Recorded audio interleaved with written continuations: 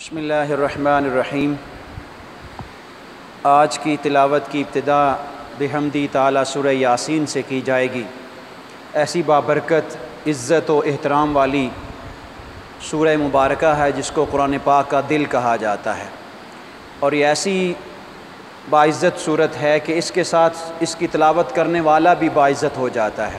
جس کے پاس تلاوت کی جاتی ہے وہ بھی صاحب مکرم ہو جاتا ہے۔ جس کے پاس بیمار ہو تو اللہ علاج اس کو صحت عطا فرماتا ہے، اور اگر درد ذہ ہو یعنی بیماری کی کیفیت ہو ایسی جو کہ بڑے نازک وقت کی ہو، اللہ رب العزت اس میں آرام اور شفا عطا فرماتا ہے۔ حتیٰ کہ حدیث طیبہ میں آتا ہے کہ اگر قرب مرگ والی کیفیت ہو تو اللہ رب العزت اس میں آرام عطا فرماتا ہے، یا اللہ رب العزت اس کی موت میں آسانی عطا فرماتا ہے۔ اور اگر مرنے کے بعد پڑی جائے قبر پر تو بھی اللہ رب العزت قبر کے اوپر رحمتیں عطا فرماتے ہیں۔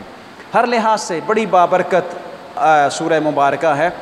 میں اپنے حلقے میں یہ خاص طور پہ تلقین کرتا ہوتا ہوں کہ بچوں میں پورا قرآن پڑھنے کی عادت ڈالیے، حفظ کرنے کی عادت ڈالیے۔ اگر ایسا نہیں بن پڑتا تو کچھ ایسی صورتیں خاص کر لیجئے جو جب آپ قبر میں پہنچ جائیں تو بچہ جب آپ کی قبر پہ آئے تو کم از کم ان صورتوں کی تلاوت ضرور کرے۔ ان میں سے ایک سورہ یاسین ہے، سورہ ملک ہے، سورہ واقعہ ہے، رزق کی برکت کے لیے اور حلال اور طیب رزق کے لیے۔ ان صورتوں کا خاص طور پہ اپنے بچوں کو یاد کروائیے تاکہ آپ کے مرنے کے بعد آپ کو ان صورتوں کا فائدہ ہو۔ اس کو صورت آج کی تلاوت میں شامل کیا گیا۔ سورہ صافات ہے، سورہ صاد ہے، سورہ زمر ہے، تینوں صورتیں مکی ہیں۔ اور اس کی آج کی صورت کی تلاوت جو ہے نا سورہ یاسین سے جو شروع ہوتی ہے، اس میں خاص طور پہ اللہ رب العزت نے کفار کو مخاطب کر کے توحید، رسالت اور حشر کے واقعات کا تذکرہ کیا، اور ان چیزوں کو ریپیٹ کیا اللہ رب العزت نے۔ قرآن کریم اور اس کے ساتھ ساتھ رسالت کا تذکرہ کیا، پھر ساتھ ہی ساتھ کفار کے ساتھ برتاؤ کا تذکرہ کیا کہ ہم نے ان کے اوپر قرآن نازل کیا ہے، اور بعض اوقات ان کی کیفیت یوں بن جاتی ہے کہ اتنا سخت دل ہو جاتے ہیں کہ آپ کا ڈرانا نہ ڈرانا برابر ہو جاتا ہے۔ وہ ایمان نہیں لاتے، ان کو اتنی اندر پختگی ہو جاتی ہے، اور یہ اللہ کی قدرت ہے کہ اللہ رب العزت نے ان کے اوپر قرآن نازل فرمایا۔ اگلے رکوع میں ایک اصحاب قریہ، ایک شہر کے لوگوں کا تذکرہ کیا، اور مثال کے طور پر مکہ والوں کو سمجھایا کہ ان کے اوپر بھی، ایک قریہ والوں کے اوپر بھی ہم نے ایک رسول بھیجا، تو انہوں نے انکار کیا۔ انہوں نے کہا تم کہاں سے آ گئے ہو؟ شہر کے دور سے ایک اور ایمان والا دوڑتا ہوا آیا، اور اس نے آ کے کہا او لوگو کس کے ساتھ جھگڑ رہے ہو؟ تو تمہیں اندازہ ہے کہ یہ کون ہے؟ یہ اللہ کا رسول ہے، اور یہ تمہاری ہدایت اور رہنمائی کے لیے آیا ہے۔ اگر تم نے اس کے ساتھ زیادتی کی تو یاد رکھ لینا اللہ کا عذاب تم پہ بڑا سخت آئے گا، اور اس وقت تمہیں کوئی شخص بچا نہیں سکے گا۔ اور پھر اس کے ساتھ ساتھ حیرانگی کی بات اللہ رب العزت نے ارشاد فرمائی۔ حیرانگی کی بات یہ ہے کہ یہ بندے جو رسول کا مذاق اڑاتے ہیں، ان کو اس بات کا اندازہ نہیں ہے کہ یہ اپنی طرف سے تو کوئی چیز کہتا ہی نہیں ہے، یہ تو اپنی شخصیت کو اظہار ہی نہیں کرتا، یہ تو اللہ کریم کی طرف سے جو وحی کی جاتی ہے ان کا ذکر کرتا ہے۔ اور کتنے ہی ایسے رسول ہیں جن کو ہم نے بستیوں کی طرف بھیجا، انہوں نے انکار کیا، ہم نے بستیوں کی بستیاں تباہ کر دی، پھر بھی یہ سمجھتے نہیں ہیں۔ اور کبھی زمین کی ایک ایک نشانی کو دیکھیے، ہم نے پوری زمین ان کے لیے نشانی بنا دی، غور تو کیجئے، اس میں تفکر تو کریں نا۔ یہ باغات بنائے ہیں، پھل رکھے ہیں، کھیتیاں ہیں، اس میں سورج، چاند اور ستارے میں بھی یہ غور نہیں کرتے۔ آسمان کتنا خوبصورت انداز میں ہم نے سجایا، اس میں غور نہیں کرتے۔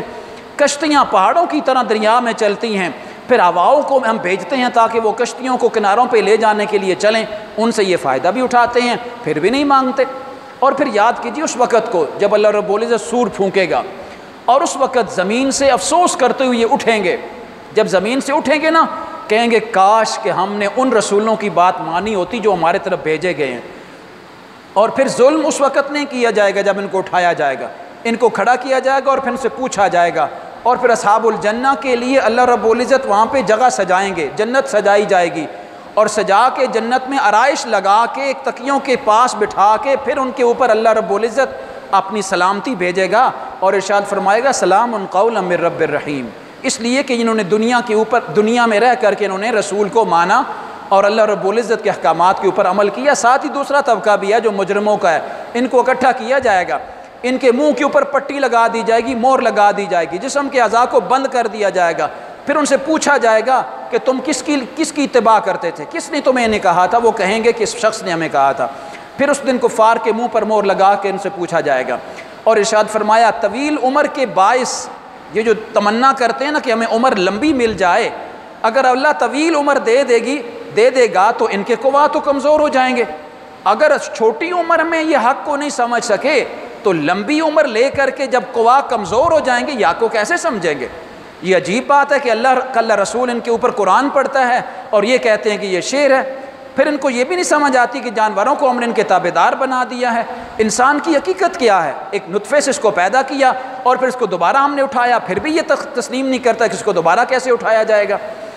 اگلی صورت میں اللہ رب العزت نے توحید اور صفات باری تعالیٰ کی قسمیں اٹھائیں۔ پھر اس کے بعد ارشاد فرمایا زمین کی تزئین کے لیے ستاروں کو ہم نے سجایا ہے۔ ویسے اس چیز کو میں نے پرسنلی بھی تجزیہ کیا ہے۔ اگر ہم زمین میں اوپر کسی کے گھر سجائیں نا تو ہم لائٹوں سے سجاتے ہیں، پھر اس کی پکچر لیتے ہیں، ویو لیتے ہیں تاکہ اس کا ویو چیک کیا جائے کیسا ہے۔ کبھی سارے ستارے چمک رہے ہوں نا تو سورج کا ویو لیا کریں، آسمان کا ویو لیا کریں، سارے ستاروں کی چمک کے ساتھ آسمان کا ویو کیسے لگتا ہے اور دونوں سائیڈیں اس کی کیسی لگتی ہیں۔ یہ اتنا بڑا آسمان اللہ نے سجا کر لگا کر کے اس کے اوپر ستاروں کو لگا دیا اور پھر شہاب ثاقب کو بھیجا، اور پھر آسمان کے اوپر جب چڑھتے ہوئے شیطان جاتے ہیں تو شہاب ثاقب کو اللہ پیچھے لگا دیتا ہے ان کو، پھر وہ ان کو پکڑ کے ان کی تذلیل کرتے ہیں۔ اس کا ذکر کیا ہماری تخلیق کا، ان سے پوچھئے کہ وہ مضبوط ہے۔ یہاں پہ اللہ رب العزت وہ لاجیکلی سمجھا رہے ہیں کہ ہماری تخلیق کا ان سے پوچھئے کہ جو ہم نے تخلیق کی ہے زمین کی آسمان کی، یہ مضبوط ہے یا جن کی یہ عبادت کر رہے ہیں ان کی کوئی اور تخلیق ہوگی؟ ہرگز ایسا نہیں ہو سکتا۔ ساتھ ہی ارشاد فرمایا فرشتوں کو جمع کیجئے اور پھر ان سے پوچھئے کہ یہ اللہ رب العزت کے فرستادہ ہیں کہ نہیں ہیں۔ قیامت کے مناظر کا ذکر کیا، مخلص لوگوں کے اوپر اللہ رب العزت نے بارہا مرتبہ ان آیات بینات پہ سلامتی پیش کیا، جنت کے مناظر کا ذکر کیا، اللہ کریم کے انعامات کی بارش کا ذکر کیا، سزا کے لائق جو لوگ ہیں ان کا ذکر کیا کہ ایسے اللہ رب العزت اس میں سزا بھیجتا ہے۔ پھر اسی رکوع میں اللہ رب العزت نے حضرت نوح علیہ السلام پر سلام بھیجا، حضرت ابراہیم علیہ السلام پر بھیجا۔ حضرت ابراہیم علیہ السلام کے اوپر وہ جو خاص کر ان لوگوں کی کیفیات بیان کی جیسے ان کی آزمائش آتی ہے۔ حضرت اسماعیل علیہ السلام کو اللہ نے بیٹا عطا فرمایا، پھر بیٹے کی عطا کرنے کی دعا پہلے انہوں نے مانگی، پھر اسماعیل عطا ہوئے، پھر اسماعیل بڑے ہوئے، پھر ان کو قربان کرنے کے لیے اللہ رب العزت نے ان سے آزمائش مانگی، ان کو قربان کیا گیا۔ اس کے بعد جب آزمائش پہ پورے اترے تو ارشاد فرمایا سلام علی ابراہیم۔ اللہ کا سلام تب آتا ہے جب بندہ اس کے امتحان پہ کامیاب اترتا ہے۔ پھر اس کے بعد حضرت اسحاق کی بشارت عطا فرمائی۔ دیکھیے اللہ کریم کی طرف سے جب انسان کے اوپر آزمائش آتی ہے نا تو اس کی دو صورتیں ہیں، یا تو اللہ اسے مقرب بنانا چاہتا ہوتا ہے یا اللہ اس کے صبر کا امتحان لینا چاہتا ہوتا ہے۔ دونوں صورتوں میں اللہ کی رحمت آتی۔ جب صبر آتا ہے، مثال کے طور پر حضرت ابراہیم کی مثال سامنے لے لیجئے، کتنی آزمائشیں آئیں، بہت ساری آئیں۔ ایک آزمائش کو سامنے رکھ لیجئے، بیٹے کی قربانی پہ صبر کیا نا، جیسا اللہ نے کہا کر دیا، اللہ کے سلام کے مستحق بھی ٹھہرے، پھر اللہ نے دوسرے بیٹے اسحاق کی بشارت بھی دے دی اور حضرت اسحاق پیدا بھی ہوئے۔ تو اس کا مطلب یہ ہے کہ اللہ کی آزمائش آتی بھی ہے تو اس کے پیچھے اللہ رب العزت کی رحمت بھی آتی ہے۔ حضرت موسیٰ و ہارون کے قصے کو بیان کیا، پھر ان کے اوپر سلامتی بھیجی، پھر جزا کا بھی اظہار کی، حضرت الیاس پر سلامتی بھیجی، حضرت لوط علیہ السلام کی تعریف بیان کی۔ یہاں پہ اللہ رب العزت نے حضرت یونس کے قصے کو بیان کیا۔ یہ وہی اسی طرح کی آزمائش انبیاء پہ آئی نا، تو ان کے قصے کو بیان کیا کہ کشتی میں سفر کر رہے تھے، لوگوں نے کرہ نکالا، کشتی وہ خطرناک حد تک گئی، لوگوں نے کرہ نکالا کہ کس کو باہر پھینکے کہ کشتی سٹیبل ہو جائے، تو کرہ حضرت یونس کے نام نکل آیا، لوگوں نے اٹھا کے حضرت یونس کو کشتی سمندر میں پھینک دیا، مچھلی نے نگل لیا۔ اب دعا کرتے ہیں یا اللہ نجات عطا فرما۔ اللہ نے ان کو نجات عطا فرمائی کہ مچھلی نے اٹھا کے ان کو حضرت یونس کو باہر ریت پہ پھینک دیا۔ یہ ارشاد فرمایا اللہ نے کہ کیسے یونس نے بار بار میری بارگاہ میں التجا کی اور میں نے ان کو سرخرو کیا، اور اللہ کے ذکر کے ساتھ ان کو سرخرو کیا۔ جب تک وہ ذکر کرتے رہے ہم نے ان کو سرخرو کر دیا، لیکن منہ پھیرنے والوں کا انجام بڑا برا ہوتا ہے۔ سورہ صاد بنیادی طور پر اس وقت اس کا نزول ہوا جب ابو طالب کے پاس مکہ کے کفار آئے، کیونکہ ابو طالب قریب مرگ تھے، تو سوچنے لگے کہ اگر ہم نے ان کے جانے کے بعد محمد صلی اللہ علیہ وسلم کو شہر سے نکالا نا، ہو سکتا ہے قریشی ہمارے خلاف ہو جائیں اور خاص کر ہاشمی ہمارے خلاف ہو جائیں گے۔ وہ آئے ابو طالب کے پاس، آ کے کہتے ہیں کہ اپنے بھتیجے کو روک لو کہ ہمارے بتوں کو برا بھلا نہ کہے، اگر کہنا بھی ہے نا تو مکہ سے نکل جائے۔ حضرت ابو طالب نے تھوڑا سا وہ پریشان ہوئے اور بھتیجے کو بلایا، کہا میں تم سے بہت پریشان ہوں۔ کہا کیا ہوا چچا؟ کہا اب مکہ والے آئے تھے اور مجھے آ کر کے آپ کے بارے میں تنگ کر کے گئے ہیں، تو کیا تم چاہتے ہو؟ کیا تم چھوڑ سکتے ہو یہ اپنی تبلیغ؟ اس وقت حضور صلی اللہ علیہ وسلم کا وہ پورا ایک قسم کا پوری تبلیغ کا نچوڑ آپ نے پیش کیا کہ اگر سورج کو اٹھا کے دائیں ہاتھ پہ رکھ دی جائے اور چاند کو بائیں ہاتھ پہ رکھ دیا جائے اور مجھے کہا اور اس کی تمازت سے میرا جسم اڑ جائے اور مجھے کہا جائے کہ محمد یہ تبلیغ چھوڑ دو، تو جسم تو گوا سکتا ہوں، تبلیغ نہیں چھوڑ سکتا۔ کتنا رسالت پہ پختہ یقین تھا۔ اس وقت حضرت ابو طالب نے کہا ٹھیک ہے بھتیجے جاؤ، میں تجھے کچھ نہیں کہوں گا۔ اس وقت یہ پہلا رکوع اللہ رب العزت نے ان کے کفار کے تکبر، ان کے اندھے پن، ان کے رویوں کا ذکر کر کے بار بار اظہار کیا کہ آپ کے دل غمگین ہیں ان سے، کہ ان کے رویوں سے پچھلے رسولوں کے اوپر اس سے بھی سخت معاملات آئے تھے، اور اللہ رب العزت نے ان کو سرخرو کیا اور ان کی قوموں نے ان کو جھٹلایا، ان کا ذکر کیا۔ پھر اس کے بعد کفار کے عذاب کے جلدی اسرار کا ذکر کیا، ان کو جلدی چیخ آ نکلے گی۔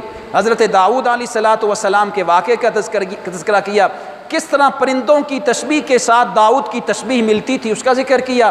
ہم نے داؤد کو خاص اپنا خلیفہ بنا کے بھیجا۔ اس کے بعد حضرت داؤد کے سلیمان علیہ السلام، ان کے بیٹے سلیمان علیہ السلام کا ذکر کیا۔ پھر سلیمان علیہ السلام کی خوبیاں ذکر کی۔ بنیادی خوبی ان کی یہ تھی، کہتے ہیں قرآن ذکر کرتا ہے کہ وہ گھوڑوں کے سموں کو بھی خود چیک کیا کرتے تھے جب جہاد پہ جاتے تھے، اس لیے کہ وہ اللہ کے راستے پہ نکلتے تھے تو اللہ رب العزت ان کو بہت زیادہ عزت سے نوازا تھا، اور واقعی حضرت سلیمان کو عزت سے نوازا تھا۔ پھر حضرت ایوب علیہ السلام کا ذکر کیا، ان کی بیماری میں بار بار اللہ سے اصرار کہ یا اللہ مجھے صحت عطا فرما۔